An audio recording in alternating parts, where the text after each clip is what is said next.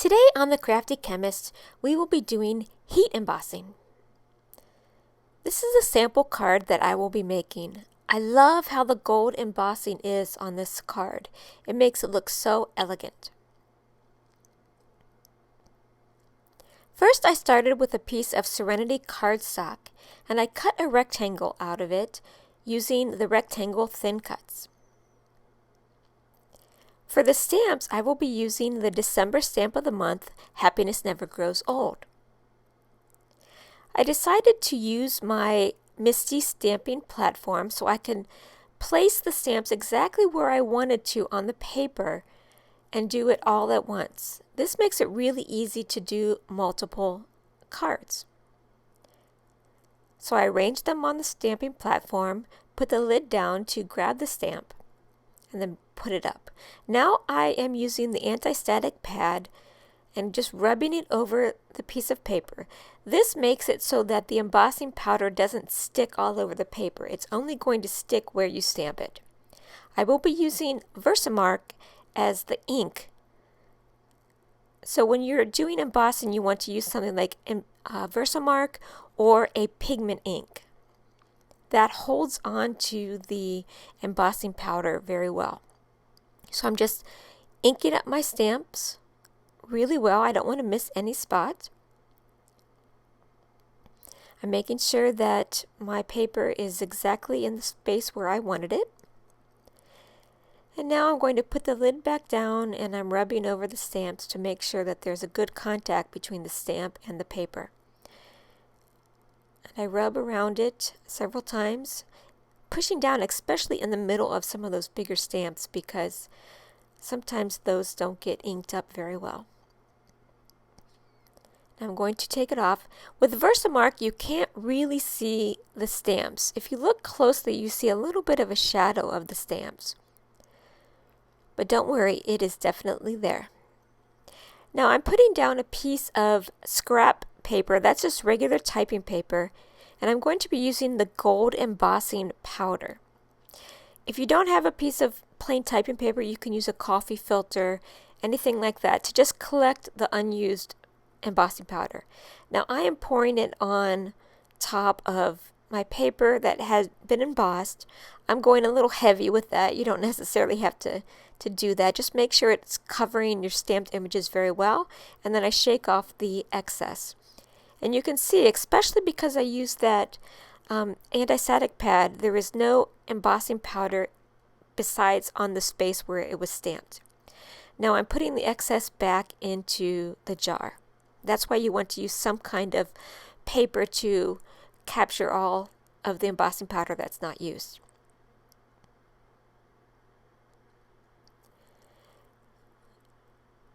Now we are going to heat emboss it, and you can see I am using the heat gun, a heat tool. You can get this from Close to My Heart.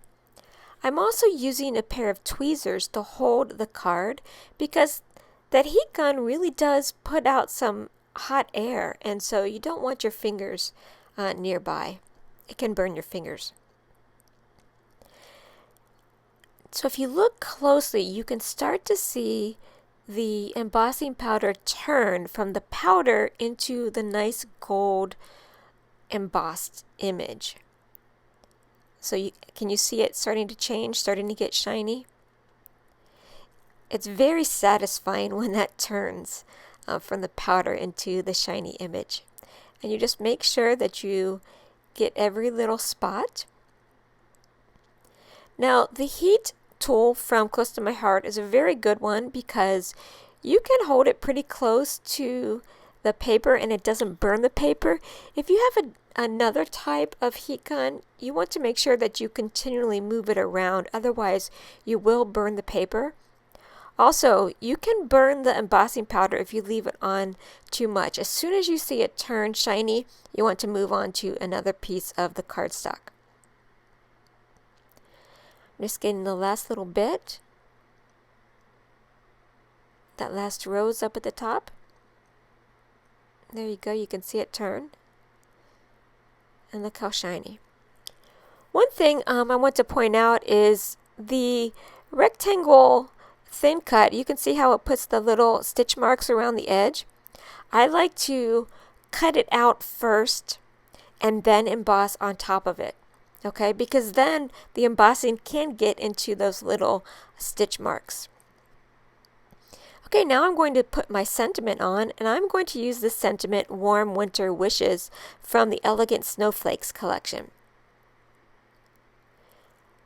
So I have the stamp on the block, and I'm going to use Sapphire ink. So I'm inking it up. Swish, swish, swish 3 times, and then tap, tap, tap. Okay, and you'll notice that I am stamping with the foam mat under my cardstock because that helps the stamped image come out very clear. And that piece of foam just came in the stamp set. And make sure you clean off your stamps as soon as you use them. Okay, there you have the sentiment. Now I got out my Versamark, or I got out my pad that is lined. And the reason I'm doing this is because I'm going to dovetail the bottom of that card. And you know me, I'm a scientist, I like it to be even. So I marked the direct center, and then I marked the cross post going up about 1/4 inch. And then I just cut in from each side, the corner to that center spot. You can just eyeball it if you wish. Now I'm going to take some espresso ink and one of the finger daubers, and I'm just going to ink the edges. So I rub it a little bit on the ink pad and then just rub along the edge. This just gives a little bit of added sort of texture and allows that piece to stand out a little bit on the card. I'm going to grab a little bit more ink to do the other 2 sides.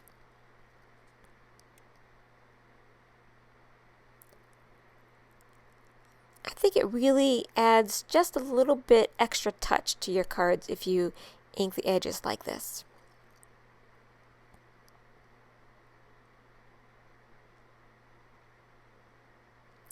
Okay, so let's assemble the card. I'm taking a regular card base with a fold at the top, and I take my main sheet that was embossed, and I'm just going to put adhesive around the edges. And then I'm going to center it on the card base, and I'm just eyeballing it here.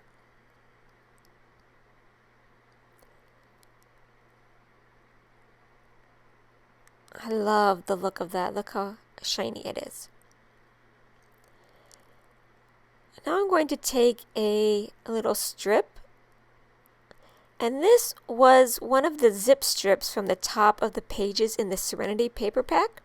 And I just trimmed it to the size that I wanted.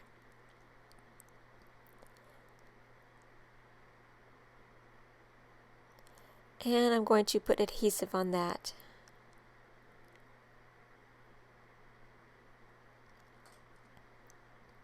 And apply it.